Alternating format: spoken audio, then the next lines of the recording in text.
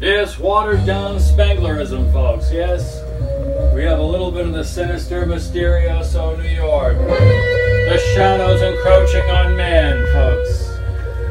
Detectives, spies. Greetings, everybody. I'm back again to discuss more beautiful records with you.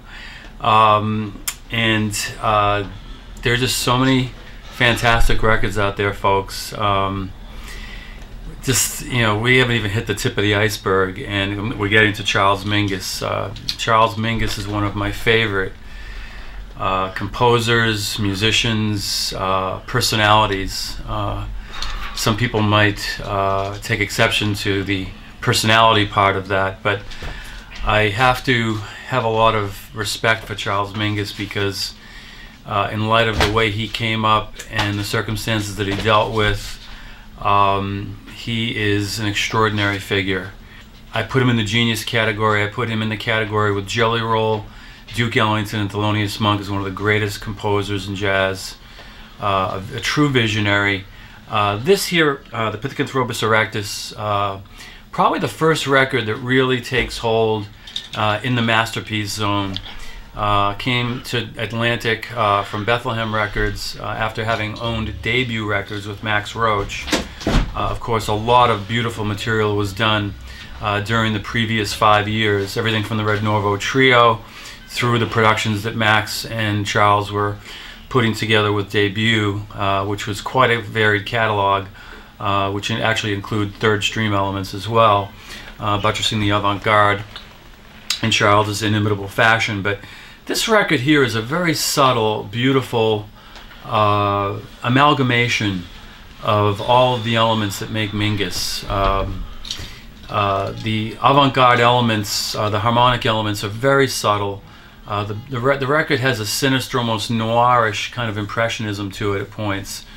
A record that I love so much, and again, you know, this is really about man's ascension from being a four-legged creature to standing on two legs and exerting his hubris into the point of destruction. So Pithecanthropus erectus really is the watered-down Spenglerism of the 1950s, Mingus putting it into musical terms. So this record really is, a reflection of the watered-down Spenglerism of the late mid-50s, the beat movement, the anarchistic feeling that there was a certain disenfranchised, organic part of the population were looking for the truth outside of the power structure. So this record really, in a very subtle way, is a reflection of that through Mingus's dalliance with classical music, third stream, avant-gardism, the blues, the origination of the music from New Orleans. All of this is coming together in this record, an indispensable record. So, Charles Mingus, Pithecanthropus erectus, check it out. So here we have one of my favorite trumpet players of all time, Freddie Hubbard. His first record on Blue Note, Open Sesame, just about says it all. The floodgates are open, fully formed, beautiful, majestic tone. Freddie just takes command of this session as an 18-year-old coming into Manhattan. I think he had been in Manhattan maybe about 6 to 9 months before he made this record. He'd obviously been playing in Indianapolis and rubbing elbows with a lot of great musicians.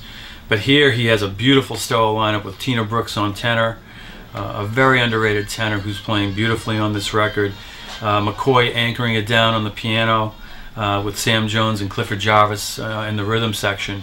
Clifford, an unsung hero as a rhythm man, plays beautifully on this record as well. So the opening track just lets it be known that Fred is here to stay. Without a doubt, one of the prodigious talents to come up into the jazz scene in the 1950s, into the early 1960s.